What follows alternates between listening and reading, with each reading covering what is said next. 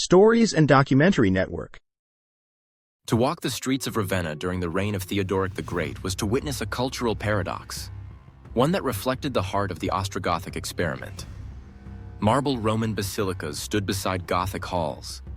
Latin echoed through Senate chambers while Gothic war chants echoed in the barracks. In public life, a delicate balancing act played out between two powerful traditions, the Roman and the Gothic. Nowhere was this more evident than in religion, law, and cultural expression. Religion, a central force in late antiquity, revealed the first fault lines.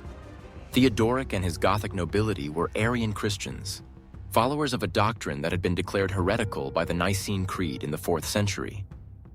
Arians believed that Christ was a created being, subordinate to God the Father, a view that diverged sharply from the Nicene position that Christ was co-eternal and consubstantial with the Father. For many Roman Catholics, Arianism was not just a theological error, but a dangerous blasphemy. In a more intolerant age, such division might have ignited violence. Yet Theodoric's approach to this potentially explosive difference was pragmatic. Though he personally followed the Arian faith, he ruled over a predominantly Catholic population with surprising tolerance. His government not only allowed the free practice of Nicene Christianity, but actively protected Catholic clergy and maintained funding for Catholic churches. He famously declared that religious belief could not be coerced by the state, a radical stance in a time when emperors had often sought to enforce orthodoxy through decree and persecution. This religious tolerance wasn't born of modern liberalism, but rather political necessity and wisdom.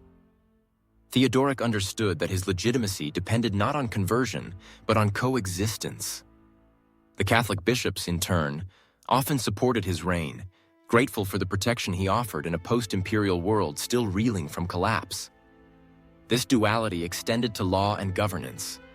Theodoric's kingdom functioned under two parallel legal systems: Roman law for his Latin-speaking subjects and Gothic custom for his tribal warriors.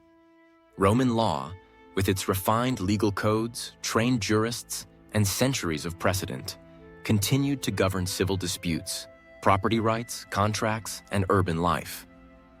It was administered by Roman officials, many of whom had served under previous emperors, lending continuity to Roman civil society. Meanwhile, Gothic law remained rooted in oral tradition, clan loyalty, and warrior values. It was tribal in nature, focused more on restitution than punishment, and centered on oaths, honor, and blood feuds. The Goths did not abandon their legal culture, but they also did not impose it on the Roman majority. Instead, mixed courts were developed for cases involving both Romans and Goths, where representatives of both communities would adjudicate disputes jointly. It was an imperfect but functional solution. Another example of Theodoric's capacity for synthesis. The result was a hybrid society, not Roman, not purely Gothic, but something in between. A liminal civilization perched between antiquity and the medieval future. And nowhere was this cultural blending more tangible than in art and architecture. In Ravenna, Theodoric presided over a cultural renaissance. He restored decaying Roman structures, built new ones in the imperial style, and promoted an artistic program that echoed both his Roman and Gothic identity.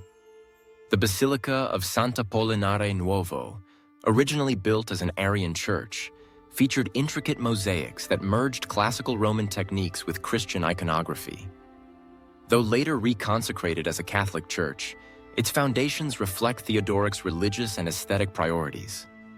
Theodoric's most personal architectural statement was the Mausoleum of Theodoric, a massive circular tomb constructed of solid stone with a unique monolithic roof, possibly imported from Istria. It was both Gothic in its simplicity and Roman in its ambition. Its design broke from the Roman tradition of brick and mortar, hinting at Northern European influences, yet its function and monumental scale echoed imperial Roman funerary architecture. Education and literacy, too, experienced a cautious revival under Theodoric. While he himself was not literate, he deeply valued Roman intellectual tradition.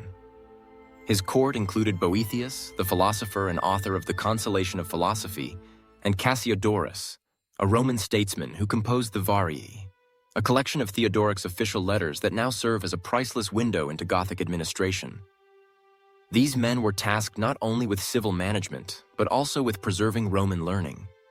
Boethius, in particular, sought to translate and transmit the philosophical works of Plato and Aristotle to a Latin-speaking world. His tragic downfall, accused of treason and executed in 524, reveals the underlying political tensions in the kingdom, but it also underscores how seriously Theodoric treated Roman education and intellectual life. Cassiodorus would go on to found a monastery that preserved classical texts through the dark centuries that followed, a legacy indebted to the climate of scholarship encouraged at Theodoric's court. The wider Gothic society, however, did not share in this literary revival. The Gothic language, though written using a script devised by Bishop Ulfilas in the 4th century, remained largely oral in its transmission. The Goths prized martial valor over scholarly learning, and most Gothic culture continued through oral storytelling, sagas, and tribal memory. The Roman and Gothic populations, while coexisting under one crown, lived culturally parallel lives.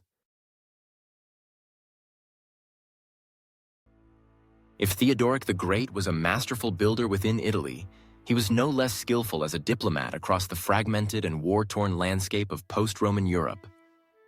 While sword and siege had brought him power, it was pen and alliance that helped preserve it. His vision for the Ostrogothic Kingdom extended far beyond Ravenna. He aspired not merely to rule Italy, but to stand at the center of a balanced Western world. A new Rome, not in name but in function. And for that, he turned to diplomacy.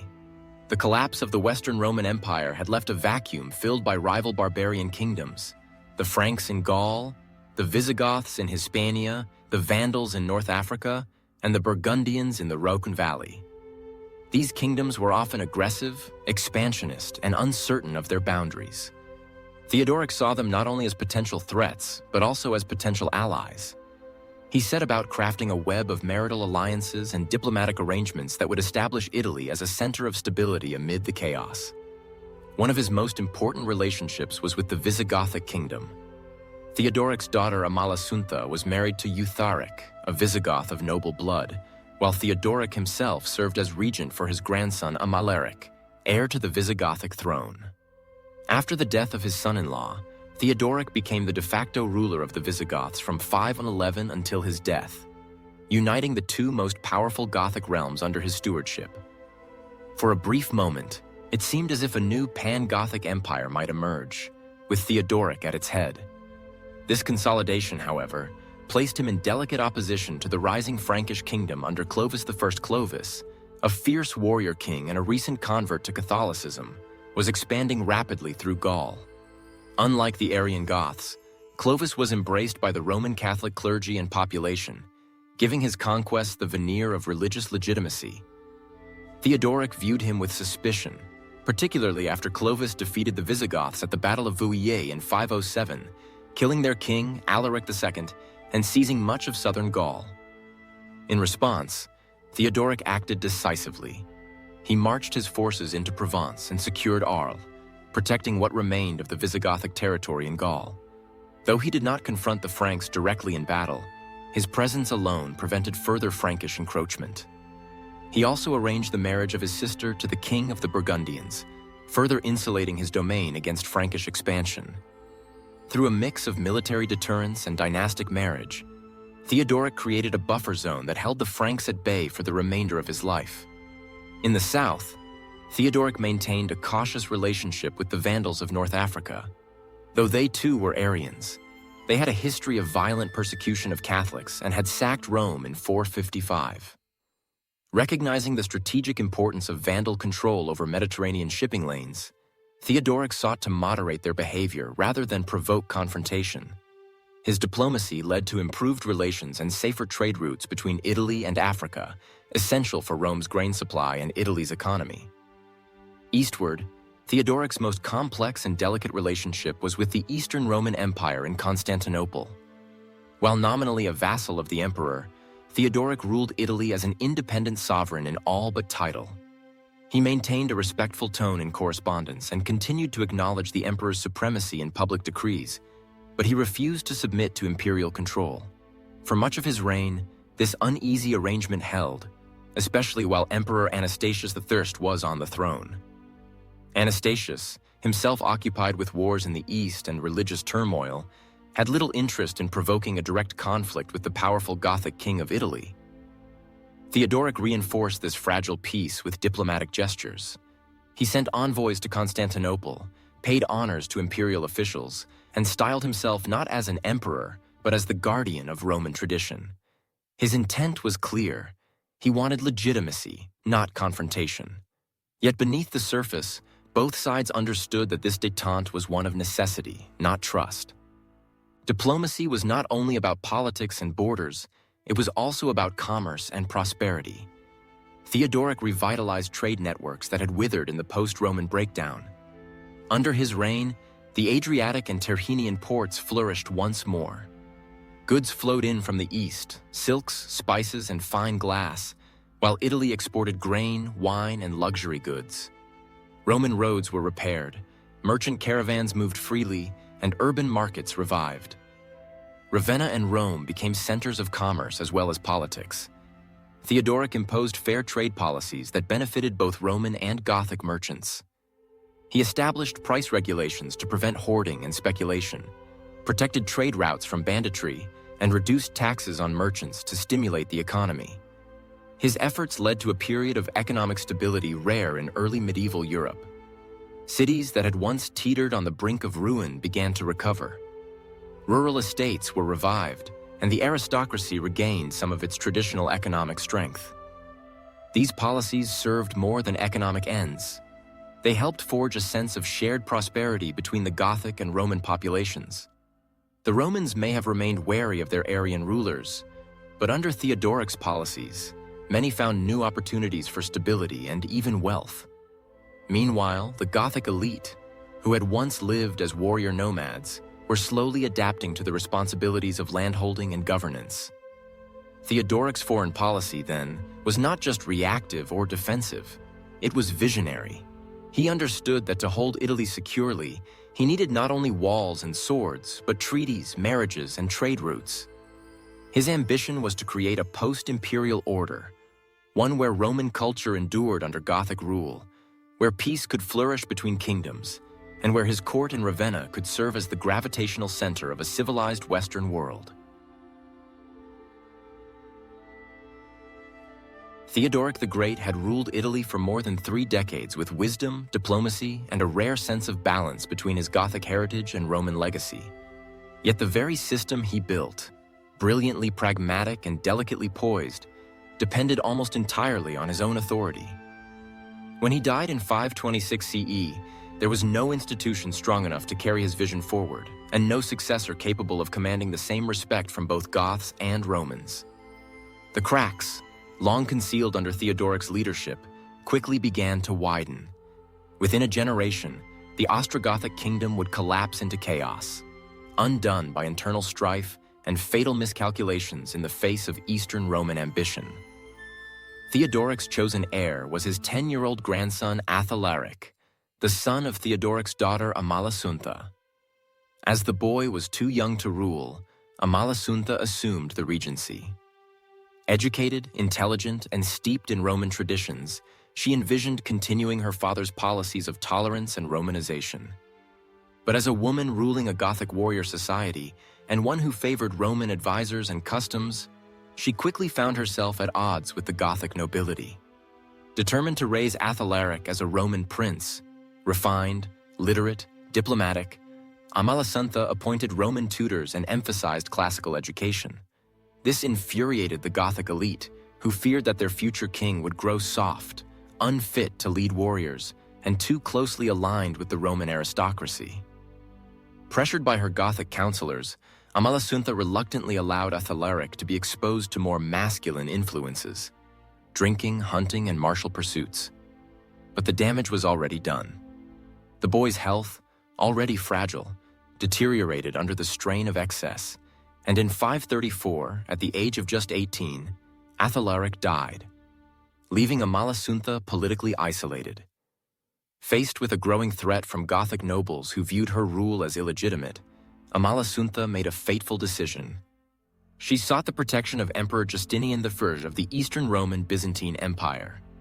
Justinian, who who had just concluded a successful campaign in North Africa against the Vandals, was eager to restore the glory of Rome by reclaiming its lost western territories.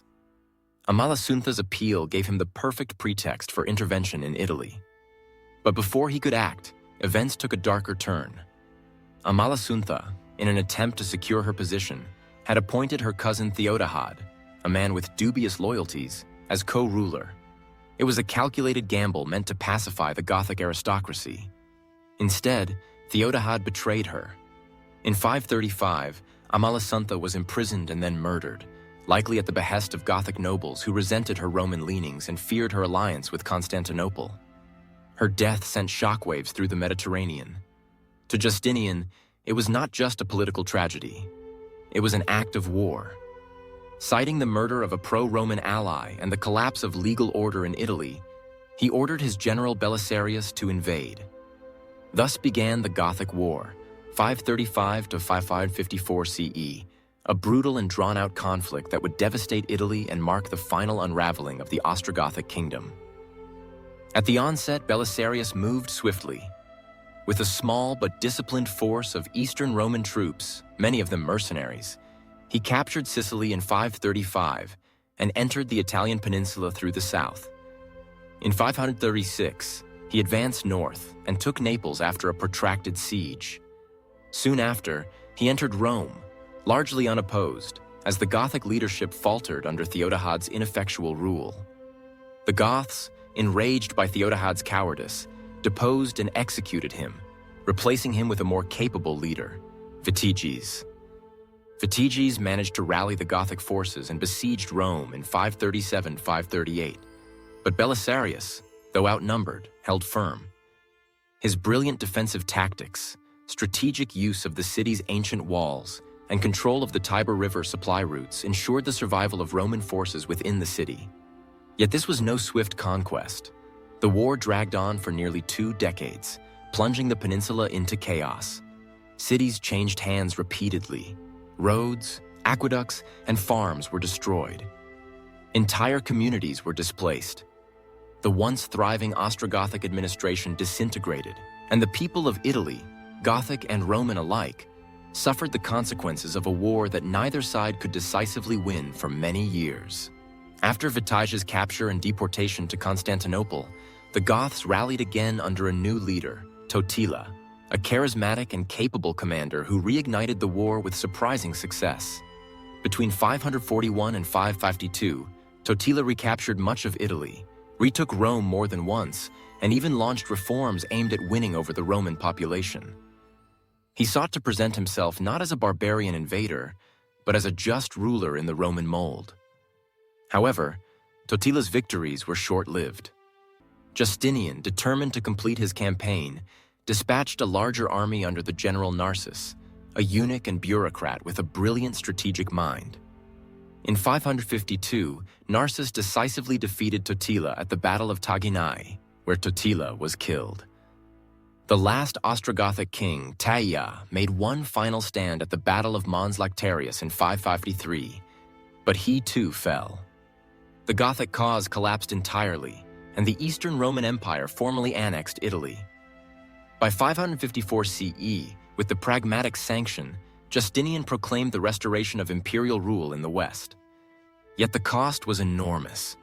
The Italian economy lay in ruins. Its population had been decimated by famine, war, and plague. The cities, once restored under Theodoric, were shells of their former selves. The roads were overgrown, aqueducts broken, and the great dream of coexistence between Gothic and Roman worlds lay buried beneath the rubble of siege and civil war. The Ostrogothic Kingdom, born from the ashes of Rome, had briefly revived its spirit, but it lacked the institutional strength to survive its founder's death. Theodoric had ruled as a bridge between civilizations, but no one after him could command both Gothic loyalty and Roman trust. With his death, the center could no longer hold. His kingdom fractured, its people divided, and its legacy consumed by forces too vast for any one monarch to control. By the mid-6th century, Italy stood at a crossroads. The Ostrogothic Kingdom, once a beacon of stability in a fractured post-Roman world, had fallen into disarray after the death of Theodoric the Great. With his heirs unable to maintain unity between the Gothic aristocracy and the Roman majority, internal discord made the kingdom vulnerable. When the Eastern Roman Emperor Justinian the turned his eyes westward with dreams of imperial restoration, Italy became the next stage in his grand ambition. Thus began the long and brutal conflict known as the Gothic War 535–554, a campaign that would bring not just the end of the Ostrogothic Kingdom, but the devastation of the Italian peninsula itself. The opening act of the war was swift and bold. In 535, Justinian dispatched his most trusted general, Belisarius, to lead an expedition into Italy. Belisarius was already celebrated for his brilliant victory over the Vandals in North Africa. His reputation, forged in the sands of Carthage and the halls of Constantinople, preceded him.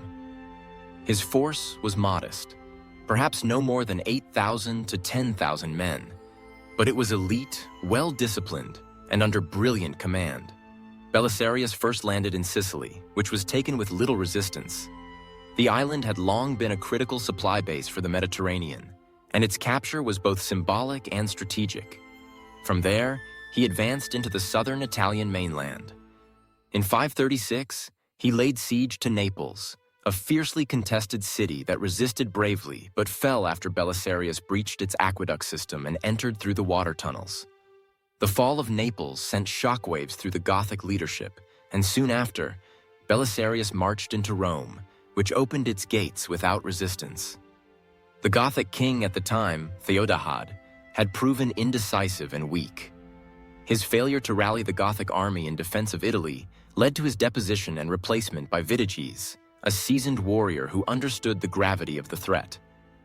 Vitiges responded with a counteroffensive, laying siege to Rome in 537 to 538.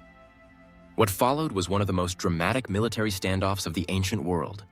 Despite being heavily outnumbered, Belisarius held the city through brilliant use of its ancient fortifications. He restored the Aurelian walls, managed supplies through the Tiber River, and used Roman siege engines and tactics to devastating effect. The siege lasted over a year, and while Vitiges attempted to break the city's defenses with repeated assaults, he ultimately failed. Byzantine reinforcements arrived from the east, and the Gothic army, suffering from disease and dwindling morale, retreated north. Vitiges regrouped in Ravenna, but his position was precarious. Belisarius followed him and in 540 successfully negotiated the city's surrender, offering terms that seemed to preserve Gothic autonomy. But in a twist that astonished even his own men, Belisarius accepted the offer of the Gothic crown, only to reject it later in loyalty to Justinian. It was a masterstroke of deception that ended the first phase of the Gothic War with minimal bloodshed. Vitiges was taken to Constantinople, and Italy appeared to be under imperial control. But the conflict was far from over. In the years that followed, the Byzantines struggled to maintain their grip on the peninsula. The Gothic nobility, still proud and militarized, rallied once more, this time under the leadership of Totila, a commander whose charisma and tactical genius would breathe new life into the Gothic cause. Totila, elected king in 541, transformed the Gothic resistance into a formidable force. He waged a guerrilla-style campaign across central and southern Italy, recapturing city after city. His forces reclaimed Rome in 546, a symbolic triumph, though the city was largely abandoned and ruined. He treated captured Roman citizens with leniency, promoted fair governance, and sought to win the loyalty of the local population, presenting himself not as a barbarian invader, but as the true heir to Roman tradition. Under Totila, the Gothic resurgence reached its peak. He even extended military operations across the Adriatic into the Balkans and attempted to secure naval control of the Tyrrhenian Sea. But his ambitions ultimately outpaced his resources. Justinian, alarmed by the Gothic resurgence, prepared a new, larger campaign. This time, he turned not to Belisarius, whose later campaigns had faltered, but to Narses, the imperial chamberlain and general. Narses was an unlikely warrior. A eunuch and a bureaucrat by training, he was underestimated by many. But Justinian recognized in him a calculating and methodical mind. In 552, Narses marched into Italy with a massive army of over 30,000 men, Byzantine regulars, Lombard and Heruli mercenaries, and Armenian auxiliaries. He moved slowly, ensuring supply lines and political support. His aim was total and final victory. The decisive clash came at the Battle of Taginai, also known as the Battle of Busta Galorum, in 552. Totila, leading the Gothic forces, attempted a surprise attack on the Byzantine camp. But Narses, anticipating the move, arranged his forces in a crescent-shaped formation that allowed his cavalry to envelop the Gothic wings. The trap worked flawlessly. Totila's forces were routed, and he himself was mortally wounded in the melee. With their king dead, the Gothic morale crumbled. Though a final effort was made by Totila's successor, Teia, the last Ostrogothic king, resistance was sporadic and desperate. In 553, Teia met Narses at the Battle of Mons Lactarius, near Mount Vesuvius. It was a brutal engagement fought on rugged terrain, and once again, the Gothic army was defeated. Teia fell in battle, and with him, the last true spark of the Ostrogothic state was extinguished. The war officially ended in 554 with the Pragmatic Sanction, a decree issued by Justinian to organize the governance of Italy as a province of the Eastern Roman Empire. But what remained was not the Italy of Theodoric's dreams. The land was ravaged. The cities were depopulated. The infrastructure, roads, aqueducts, granaries, lay in ruin. The Roman aristocracy had either fled, perished, or been replaced by provincial administrators. Even the Gothic population itself had been decimated. Some assimilated into the local populace, while others faded into obscurity. The Ostrogothic Kingdom, once hailed as a successor to Rome, vanished from the political map. Its brief reign, marked by remarkable attempts at coexistence, administration, and cultural renewal, was undone by a failure to secure lasting unity, the pressures of religious and ethnic division, and the relentless force of Justinian's ambition. As the dust of war settled over Italy in the mid-6th century, the Ostrogothic kingdom faded from the political stage. Yet its memory endured, embedded in the ruins it left behind, the texts it inspired, and the questions it posed about identity, civilization, and the legacy of Rome.